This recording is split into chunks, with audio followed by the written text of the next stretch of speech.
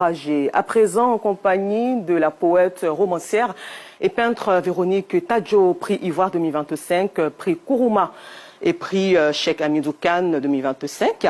Et avec elle, nous parlons ce soir de son roman Je remercie la nuit. Bonsoir Madame Tadjo, Véronique. Bonsoir Très heureux d'être en votre compagnie. Oui. Bienvenue sur notre plateau. Merci beaucoup. Alors Madame Véronique, le titre accrocheur, Je remercie la nuit. Ma première question, pourquoi ne pas remercier le jour? Oui, parce que la nuit a quelque chose de très symbolique, c'est-à-dire que ça peut être une période difficile, pleine d'angoisse, d'incertitude, mais ça peut être aussi bénéfique si on arrive à en sortir et on en sort beaucoup plus fort. Alors, je remercie la nuit, c'est l'histoire de Flora et Yasmina, deux jeunes filles qui ont vu leur destin bifurquer après la crise post-électorale 2010-2011 qui a traversé la Côte d'Ivoire. Et dans ce même temps, Yasmina a été victime de violences sexuelles. C'est exact. Malheureusement, c'est ce qui est arrivé parce que le campus était devenu un lieu très dangereux, puisque les étudiants prenaient parti pour leur candidat préféré. Donc, elle est victime de violences sexuelles et elle est obligée de se sauver et de repartir dans sa famille. Dans le Grand Nord. Dans la Côte d'Ivoire. Oui. Alors, Madame Tadjo met aussi l'accent sur le fait que Flora, elle, après avoir fait une publication sur Facebook, était recherchée par ses bourreaux. Voilà. Et s'est réfugiée en Afrique du Sud. C'est ça, c'est ça. Ses amis se sont organisés afin qu'elle puisse partir en Afrique du Sud le plus loin possible. Et alors, le roman est en deux parties. Une partie en Côte d'Ivoire et une autre partie en Afrique du Sud où on voit Flora qui se reconstruit, qui essaie de se reconstruire. Flora se reconstruit parce qu'elle est poursuivie dans son pays. Alors tout à l'heure, avant votre arrivée, on a vu ce reportage qui porte sur la lutte contre les violences basées sur le genre en Côte d'Ivoire. L'ONG Bloom travaille à sensibiliser les femmes. Absolument. En tant que poète et romancière, qu'avez-vous à dire sur cette sensibilisation? Bon, je trouve que c'est vraiment extraordinaire qu'aujourd'hui on en soit encore là. Et malgré toutes les luttes que les femmes ont essayé d'avoir pour arrêter ce phénomène, mais c'est pour ça que l'une de mes personnages, Yasmina, est malheureusement victime de violences sexuelles, parce que j'ai voulu mettre l'accent là-dessus et aussi sur la difficulté qu'elle a après à se reconstruire, à retrouver un équilibre et tout l'apport que la famille lui donne. Merci beaucoup Véronique Tadjo. À travers ce roman de 318 pages qu'on peut avoir dans toutes les librairies partout en Côte d'Ivoire, quel message voulez-vous laisser à la jeunesse ivoirienne? Voilà, bon, la jeunesse est très importante, parce que c'est elle qui construit le futur. Alors il faut qu'on en prenne soin.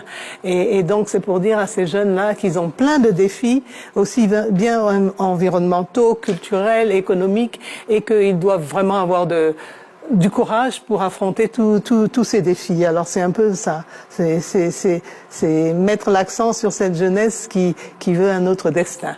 Alors, Véronique Tadjo, née à Paris, a grandi en Côte d'Ivoire. Poète, vous avez eu tous ces prix. Comment est-ce que se fait le travail à l'ombre? Ah, mais c'est difficile, hein. Je dis souvent qu'on ne peut pas être écrivain, on ne peut pas être artiste si on a peur de la solitude et du travail. Donc c'est ça, c'est vraiment s'isoler pour travailler et continuer dans sa voie. Oui. Alors, avec vous, on retient le message de la résilience que vous laissez à la jeunesse, cette jeunesse qui a besoin de se faire entendre à travers le monde et particulièrement en Côte d'Ivoire. Encore merci à vous, Madame Véronique Tadjo, prix Ivoire 2025, prix Kourouma 2025 et prix Cheikh Hamidou Kane 2025. Merci d'être passé sur notre plateau. Un dernier mot ou... Oui, très heureuse d'avoir pu écrire ce livre que je considère comme le début d'une conversation.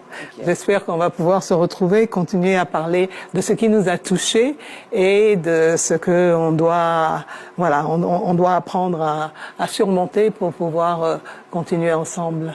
Merci encore à vous d'être passé sur notre plateau.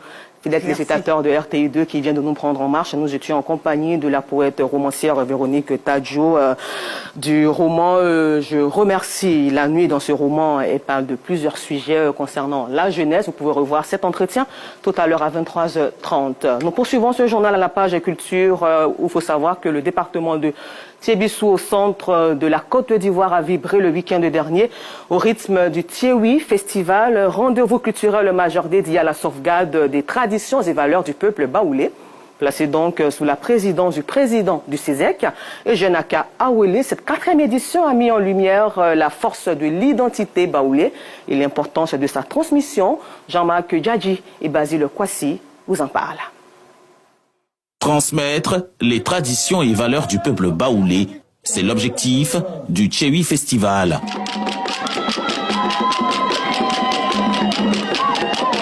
Placé sous le thème « Transmission intergénérationnelle des us et coutumes des peuples Haïtou et Nanafoué », cet événement est un moyen de sauvegarder et de perpétuer les coutumes de nos régions. Cette édition est particulière parce que là, il y a une transmission d'une génération à une autre.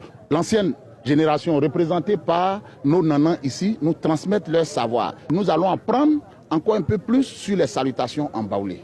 Thiébissou a des potentialités touristiques, culturelles, mais qui ne sont pas encore exploitées. Donc nous appelons tous les cadres à se joindre à nous afin qu'on puisse promouvoir nos cultures, nos valeurs traditionnelles. Nos patrimoines sont perdus parce que les enfants ne connaissent plus tout ce qui se passe dans nos villages. Et tout le monde parle français alors que c'est des baoulés. Donc nos enfants se sont rendus compte maintenant qu'il fallait qu'on retourne ou qu'on reprenne ces choses. Nous sommes aussi d'accord avec eux. Je leur dis de continuer, de ne pas arrêter ce qu'ils sont en train de faire. Parce que nous sommes heureux. Le représentant du ministère de la Culture et de la Francophonie s'est dit satisfait de ce rendez-vous culturel et exhorte la population du Thiébissou à soutenir l'initiative. Le Tiewi Festival est un événement qui rassemble plusieurs cultures du pays baoulé. Lieu la culture ivoirienne du côté de Mbato, au centre de la Côte d'Ivoire, le festival Moron au centre-est de la Côte d'Ivoire. Le festival